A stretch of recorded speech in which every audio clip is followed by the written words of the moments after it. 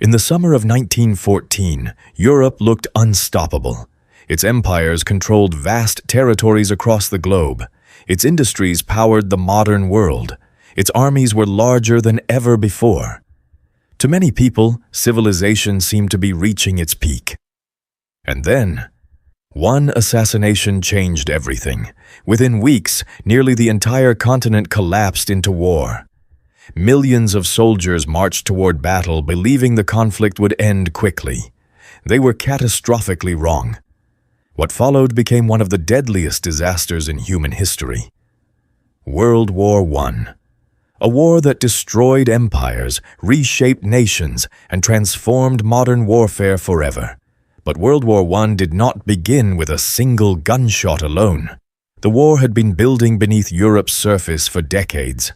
By 1914, Europe was divided into rival alliances. Germany and Austria-Hungary stood together. France, Russia, and Great Britain formed their own powerful alliance. These agreements were originally meant to prevent war. Instead, they guaranteed that if one country entered conflict, others would be dragged in as well. At the center of growing tension stood the Balkans. Located in southeastern Europe, the region had become dangerously unstable after the weakening of the Ottoman Empire. Nationalist movements spread rapidly. Small countries fought for territory and independence. Among them was Serbia. Serbia wanted to unite Slavic people across the Balkans, including those living under Austro-Hungarian control. Austria-Hungary saw this as a direct threat to its survival. The empire ruled over many ethnic groups and feared nationalist revolts could tear it apart from within. Then came Bosnia.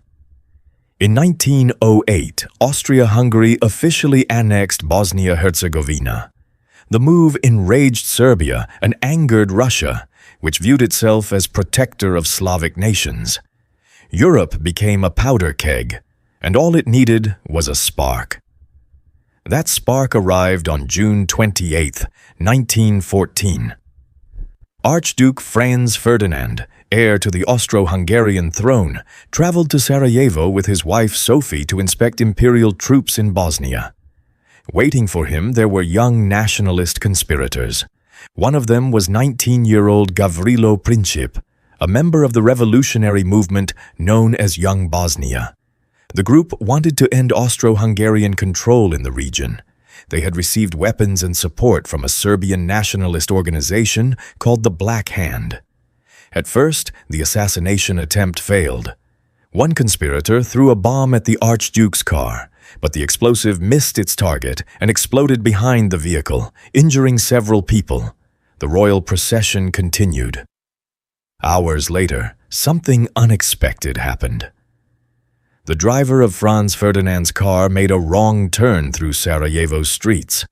By pure coincidence, the car stopped near Gavrilo Princip, who happened to be standing nearby. Princip immediately seized the opportunity. He stepped forward and fired 2 shots at point-blank range. One bullet struck Franz Ferdinand, the other hit Sophie. Within an hour, both were dead. The assassination shocked Europe, but almost nobody imagined it would lead to a global war. Austria-Hungary blamed Serbia for supporting the attackers. Its leaders believed they needed a harsh response to maintain their authority in the Balkans. But there was a problem. Russia supported Serbia, and Austria-Hungary feared Russian intervention. Before taking action, Austria-Hungary sought Germany's support. Germany responded with what historians later called the blank check. German leaders promised full backing for whatever Austria-Hungary decided to do. With German support secured, Austria-Hungary issued an ultimatum to Serbia on July 23rd. The demands were intentionally severe. Serbia accepted most conditions but rejected some that would have allowed Austria-Hungary to interfere directly inside Serbian territory. That was enough. On July 28, 1914, Austria-Hungary declared war on Serbia. At that moment, the conflict was still regional, but Europe's alliance system was about to pull the entire continent into catastrophe. Russia began mobilizing its army to defend Serbia. Germany viewed Russian mobilization as a direct threat. On August 1st, Germany declared war on Russia, but Russia was allied with France. So Germany declared war on France as well. Germany now activated the Schlieffen Plan, a military strategy designed to defeat France quickly before Russia could fully mobilize. To reach France rapidly, German armies invaded Belgium. That decision changed everything. Britain had guaranteed Belgian neutrality for decades. When Germany crossed into Belgium, Britain declared war on Germany. Within days, Europe's great powers were fully at war. And because these empires controlled territories around the world, the conflict spread globally. The Ottoman Empire joined Germany and Austria-Hungary. Japan entered on the Allied side. Later, Italy switched alliances and joined the Allies. Eventually, the United States would enter the war as well. Many leaders believed the war would end quickly. Instead, it became a nightmare, unlike anything humanity had experienced before. Machine guns transformed battlefields into killing zones. Massive artillery bombardments destroyed entire towns. Poison gas introduced horrifying new forms of suffering. And across Europe, soldiers disappeared into trenches stretching hundreds of miles. The Western Front became a world of mud, rats, disease, and constant shell fire.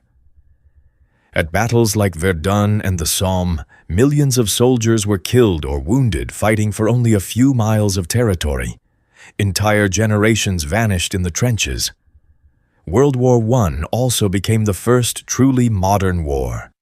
Tanks appeared on battlefields for the first time. Aircraft evolved from reconnaissance machines into deadly weapons. Submarines attacked ships beneath the oceans. Radio communications changed military coordination forever. The war reached far beyond the battlefield. Civilians suffered famine, bombardment, and economic collapse. The 1918 influenza pandemic spread rapidly across populations weakened by war. By the end of the conflict, millions of soldiers and civilians were dead or wounded, and the political consequences were enormous. The German Empire collapsed. Austria-Hungary disappeared entirely. The Ottoman Empire was dismantled. Russia descended into revolution and civil war.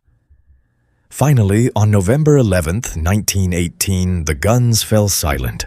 World War I was over, but peace did not last. In 1919, the Treaty of Versailles imposed harsh penalties and reparations on Germany. Many Germans believed the treaty humiliated their nation unfairly.